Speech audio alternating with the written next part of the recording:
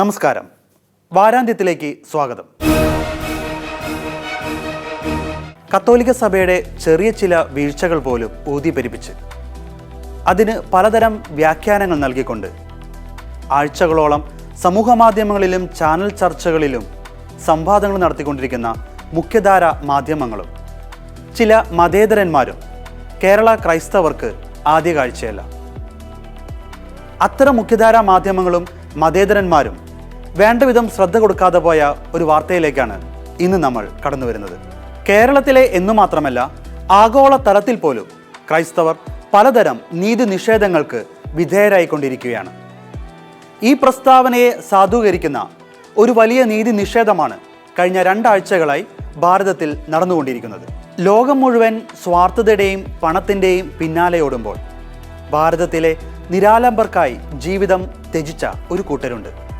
അൽബേനിയയുടെ പ്രൗഢിയിൽ നിന്ന് വഴുതിമാറി ഇന്ത്യയുടെ ചേരിയെ പ്രണയിച്ച, നോബൽ സമ്മാനം നേടിയ, അതിൽ നിന്ന് ലഭിച്ച ലക്ഷക്കണക്കിന് ഡോളറുകൾ ഭാരതത്തിലെ അശരണർക്കായി വിനിയോഗിച്ച, ജന്മം കൊണ്ട് അൽബേനിയനും പൗരത്വം കൊണ്ട് ഇന്ത്യനും കർമ്മം കൊണ്ട് ക്രിസ്തീയ സന്യാസിയുമായ വിശുദ്ധയായ മദർ തെരേസയും ആ വിശുദ്ധയാൽ സ്ഥാപിതമായ മിഷണറീസ് ഓഫ് ചാരിറ്റി എന്ന സഭാ സമൂഹത്തെക്കുറിച്ചാണ് മേൽ പറഞ്ഞത്.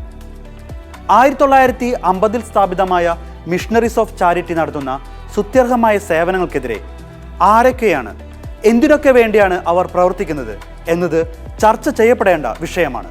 ആരും അറപ്പോടെ നോക്കിയിരുന്ന, ആരാലും സംരക്ഷിക്കപ്പെടാതെ ചേരികളിലും ഉപേക്ഷിക്കപ്പെട്ട ചില ജന്മങ്ങളെ രക്ഷിക്കാനും പ്രത്യാശയുടെ വെളിച്ചം അവർക്ക് നൽകാനും ദൈവത്തിൻ്റെ കയ്യൊപ്പ് ചാർത്തിയ മദർ തെരേസയും മദർ തെരേസ സ്ഥാപിച്ച മിഷണറീസ് ഓഫ് ചാരിറ്റി എന്ന സന്യാസ സഭയെയും കുറിച്ച് നിരവധി അഭ്യൂഹങ്ങളാണ് നിലവിലുള്ളത്.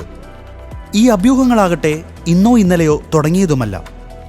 1990കളിലും 2000 ആണ്ടിൻ്റെ തുടക്കത്തിലും ബ്രിട്ടീഷ് ബ്രോഡ്കാസ്റ്റിംഗ് കോർപ്പറേഷൻ, ജേണിമാൻ പിക്ചേഴ്സ് തുടങ്ങിയ മാധ്യമങ്ങൾ മിഷണറീസ് ഓഫ് ചാരിറ്റി പ്രവർത്തനങ്ങളെ ചോദ്യം ചെയ്ത് മുന്നോട്ട് വന്നവരാണ്. മതപരിവർത്തനം എന്നു തുടങ്ങി മറ്റു പല ആക്ഷേപങ്ങളും കേൾക്കേണ്ടി വരുമ്പോഴും യാതൊരു ഫലേച്ഛയും കൂടാതെ ഉപവിപ്രവർത്തനങ്ങളുമായി മുന്നോട്ടു പോകുന്ന ഈ സന്യാസ സമൂഹത്തെ മനസ്സിലാക്കാൻ മതഭ്രാന്തിൻ്റെ കണ്ണുകളെ പൊട്ടിച്ചെറിയണം.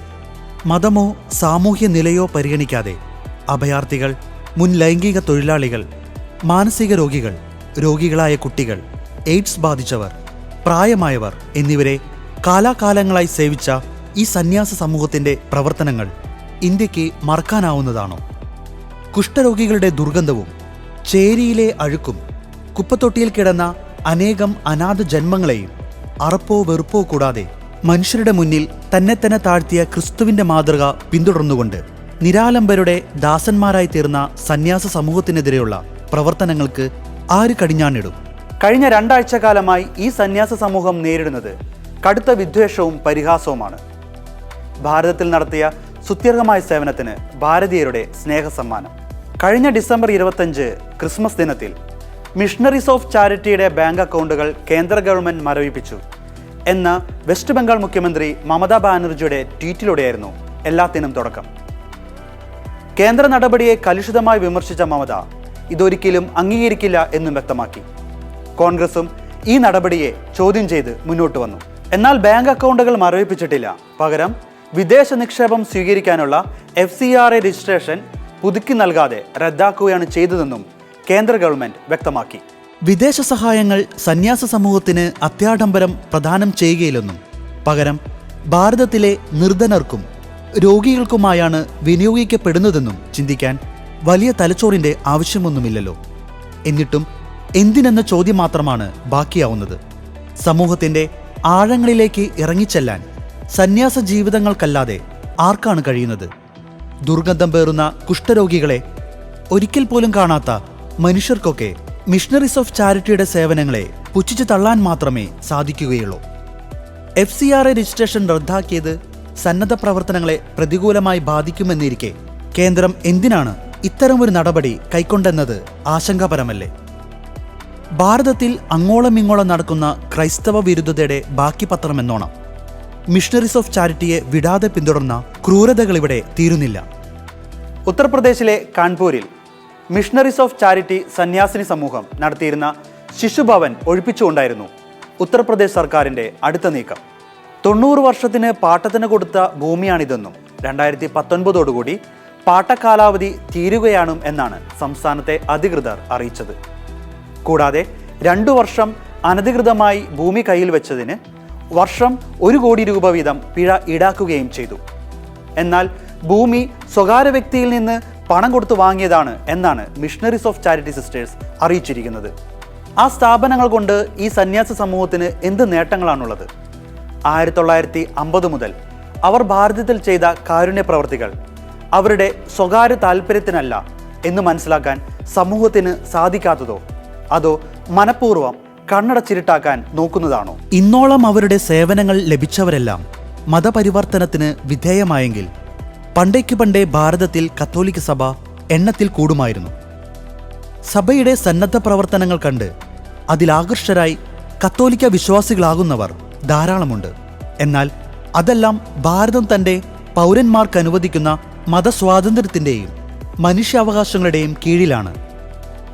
അതും നിർബന്ധിത മതപരിവർത്തനവും തമ്മിൽ വലിയൊരു അന്തരമുണ്ട്. സാധുക്കളായ ഒരു കൂട്ടം മനുഷ്യർ മിശിഹ തമ്പുരാനെ മുമ്പിൽ കണ്ടു ചെയ്യുന്ന സേവനങ്ങളെ തച്ചുടയ്ക്കാനും കരിവാരി തേക്കാനും ശ്രമിക്കുന്നവരുടെ മനസാക്ഷിയോർത്ത് സഹതാപം മാത്രമേയുള്ളൂ. ഓരോ ഭാരതീയനും ചിന്തിക്കേണ്ട ഒരു കാര്യമുണ്ട്.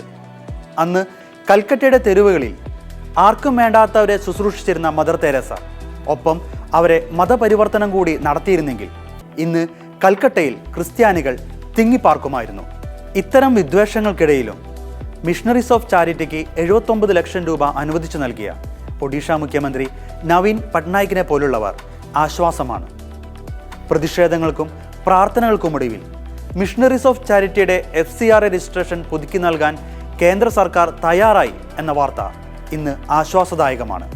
ഭാരതം പോലൊരു മതേതര രാഷ്ട്രത്തിൽ ക്രൈസ്തവർക്ക് നേരെ വിടാതെ പിന്തുടരുന്ന ഈ വിരുദ്ധത ആരുടെ സ്വകാര്യ താല്പര്യങ്ങൾക്ക് വേണ്ടിയാണ് എന്നത് ഓരോ ക്രൈസ്തവനും ഉയർത്തേണ്ട ചോദ്യമാണ്. വാരാന്ത്യം ഇവിടെ പൂർണ്ണമാകുന്നു. നന്ദി.